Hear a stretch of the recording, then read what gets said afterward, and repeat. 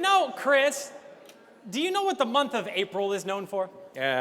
Month of April, National Frog Month. That is true, but I'm looking for something else. Oh, okay, National Straw Hat Month. Also know what I'm looking for. One more, come on, it's about the event.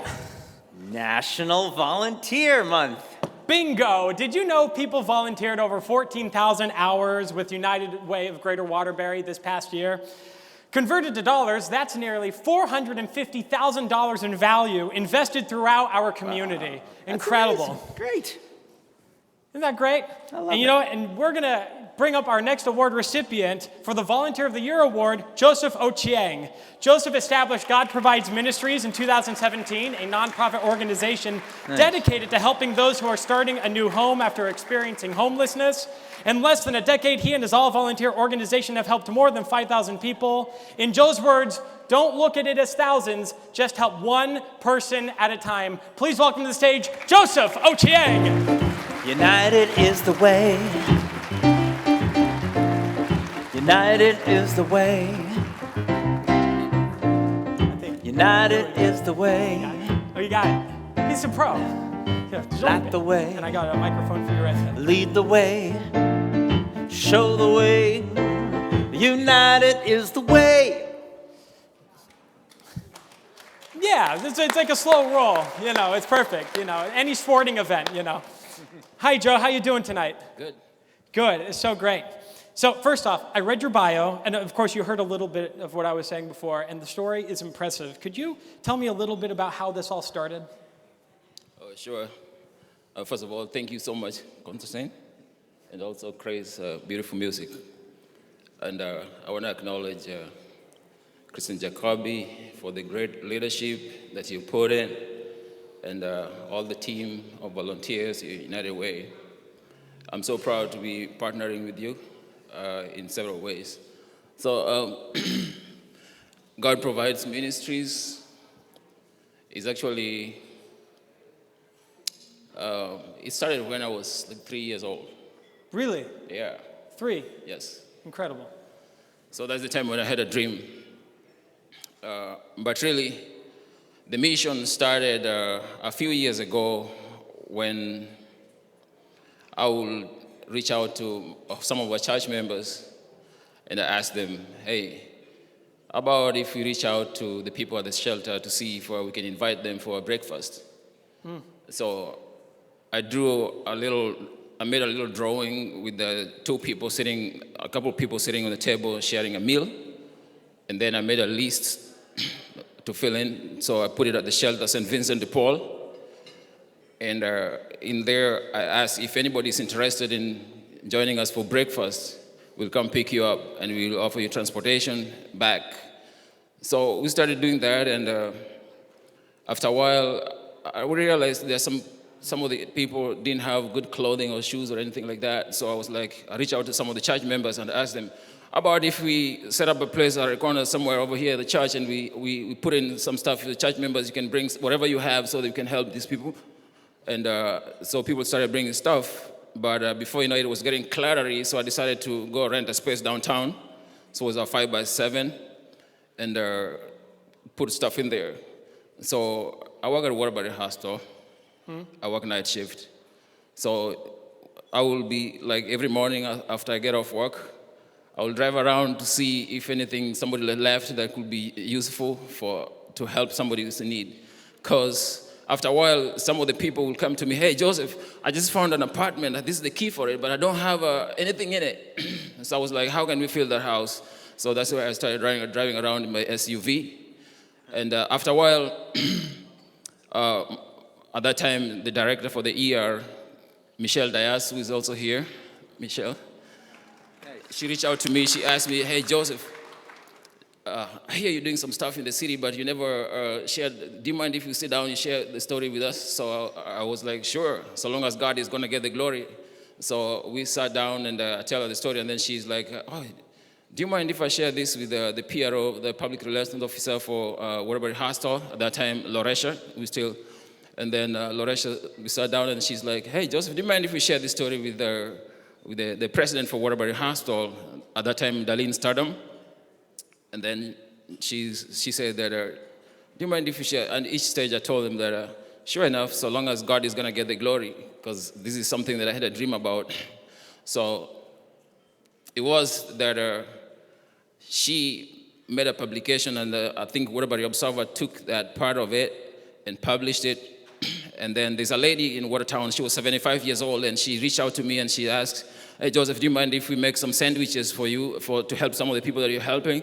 I was like, sure. So she started making 200 sandwiches every week with her grandson in Watertown. So every Thursday I would go and pick up 200 sandwiches and we distribute all over the city to people that are homeless.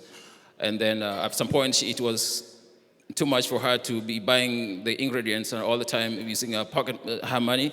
So she decided to reach out to Laban Markets. So she reached out to the owner of Laban Markets, who's Bob Laban.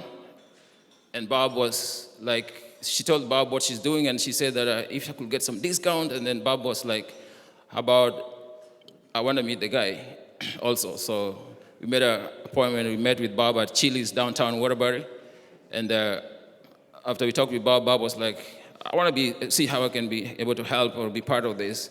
So Bob invited me to a golf tournament in Watertown where there was over 200 people to see if I could to be a guest speaker after the tournament. So I spoke there, and then one of the guests who was there, Rudy, who owns the Town Times, covers Middlebury, Salisbury, and all that area, Watertown. He's like, hey, do you mind if you come to, I belong to Waterbury Rotary Club. Do you mind if you come and share the story with us? The same story that you shared with us. Yeah, do you mind if you come and share with us at our meetings? So we met at Wyndham Hotel, Southbury. And then at the meeting, the president at the time, Ron Webb, who's here, Ron was like, so what are your greatest needs right now? So I told Ron, all right, at this point, I think we need dehumidifier. So we need a commercial dehumidifier because where we are, it's a 12,000 square feet basement.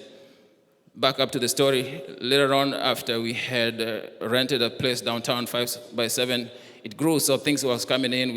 At one point I had 5 storage units across the city. So later on, a friend of mine introduced me to these guys who owned a building over 1669 Thomaston Avenue, and he's like, we can give you a space, so it's a 12,000 square feet. And at the time, he said that I was going to let you use it for $300. Are you kidding me? I was like, sure. So long story, back to Wyndham Hotel, Ron Webb said that, okay, so we're going to reach out to Larry Janeski. Larry Janeski owns Connecticut Basement System. So Larry Janeski over in Seymour, he came over to the warehouse, and he's like, he brought a big commercial dehumidifier. I thought he was an employee. I never met Larry Janeski before. So he brought by himself. He came with a pickup truck. We entered the elevator.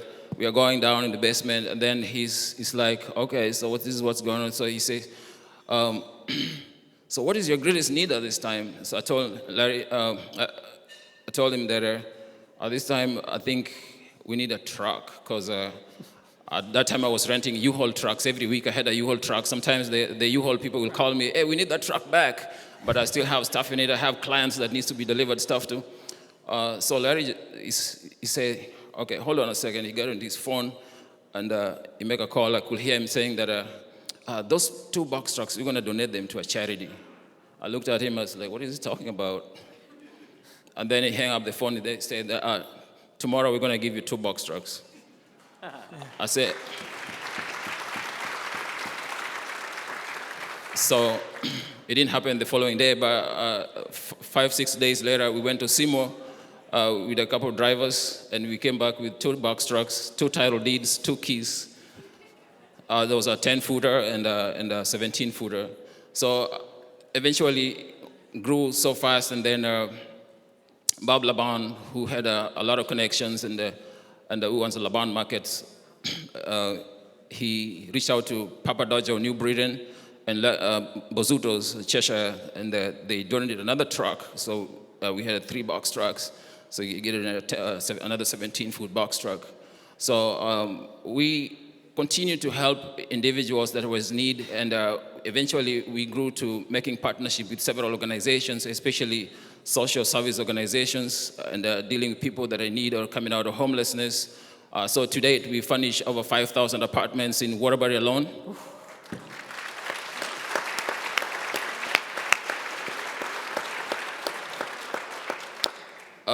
At that time, at that meeting in Southbury, Wyndham Hotel, there was attorney, Ted Ryan, because we hadn't formed a 501c3 for nonprofit organization. So Ted said that, hey, I want to help you set up a 501c3 starters. So he said he's going to offer his services for free. So he will just tell me, sign over here, sign over here. And then, so that was 2017. And 2018, in February, we got a 501c3 for nonprofit. So we dealt with determination from the IRS. So today, we recently started doing mass giveaways because we're getting donations. We consequently partnering with Amazon, we partnering with Costco. Food, in 2020, we started doing a mobile food pantry.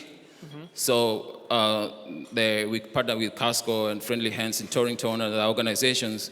And so to date, we're feeding over between 150 to 200 families every week with food, mobile food pantry from Costco. Yeah. So eventually, we started doing these mass giveaways because we're getting a ton of donations, especially from Amazon.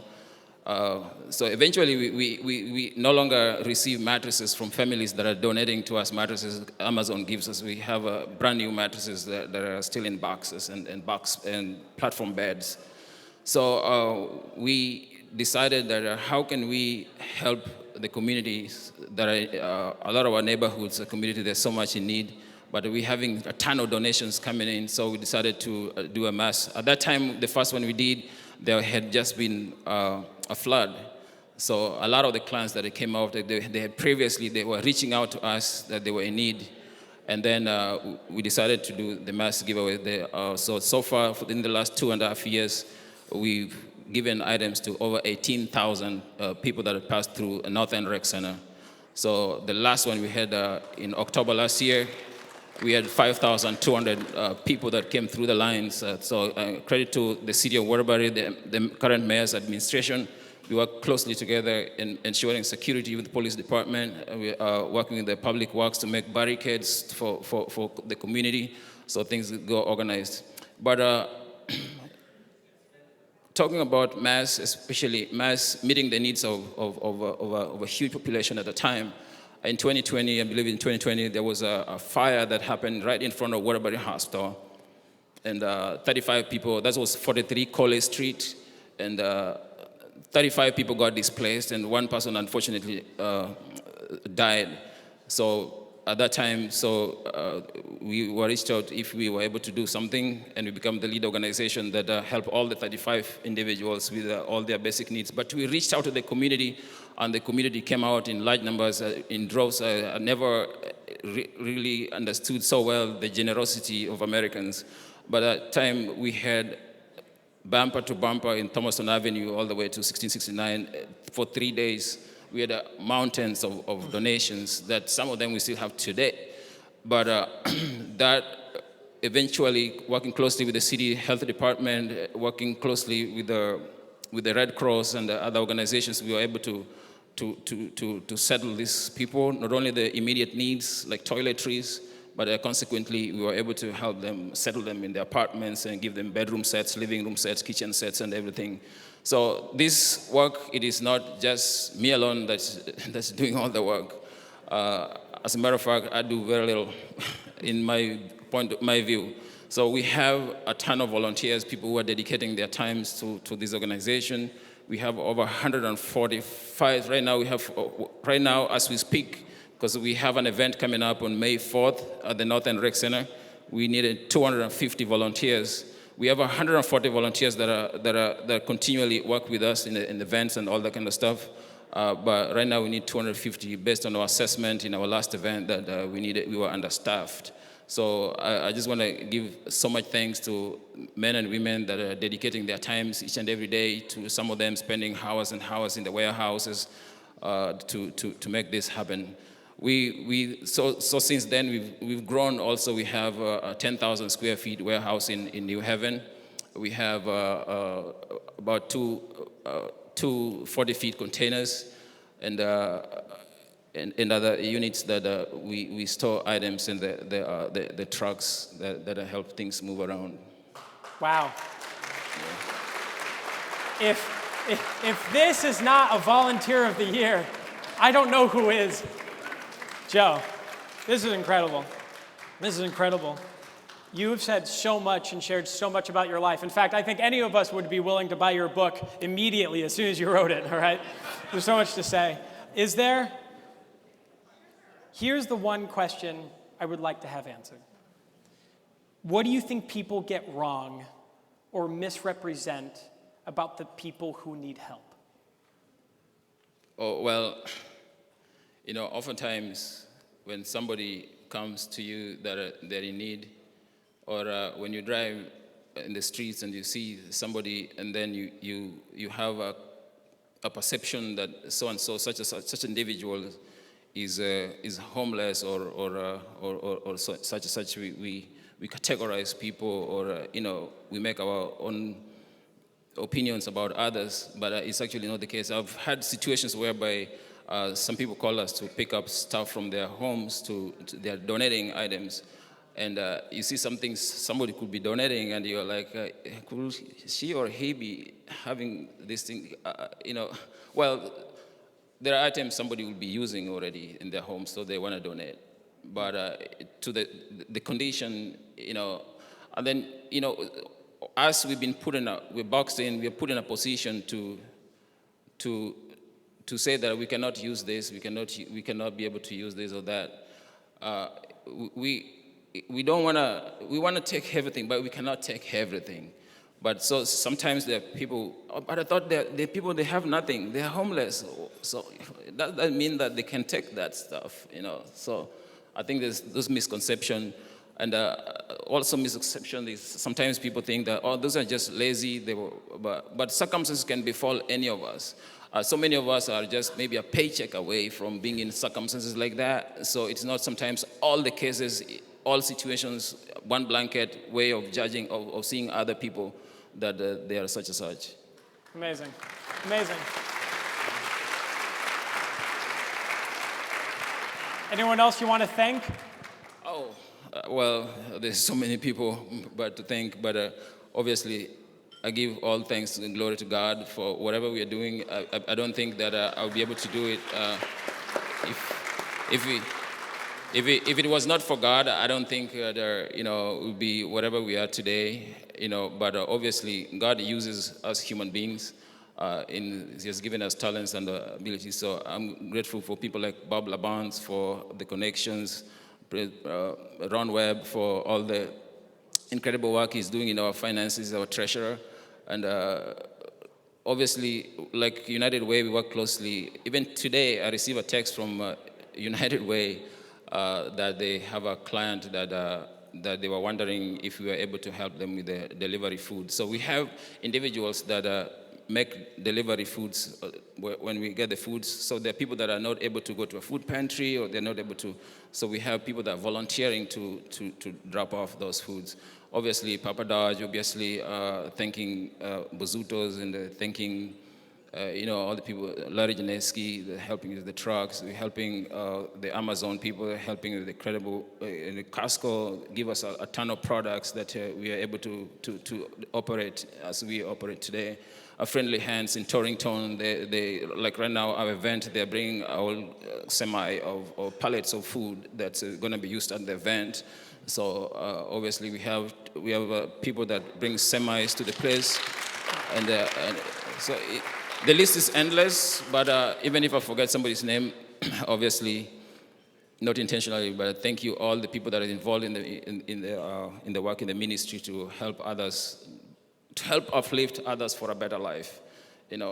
life is short. This is the only time that we can be able to help another. I believe God had led me to a life of sacrifice and self-denial. That is not about us. It's my work that I do is mostly driven by faith and looking at the scriptures. It says that for when I was hungry, you fed me. When I was naked, you clothed me. Life is so deep and mysterious, but so my whole life, my understanding of humanity and my relationship with others and how I view life and how I view others is primarily founded and gripped in the scriptures. Awesome. Well, thank you very much, Joe, and congratulations again. Thank you so much. And you got the award. We'll be right back after this message from our platinum corporate sponsor, Ion Bank.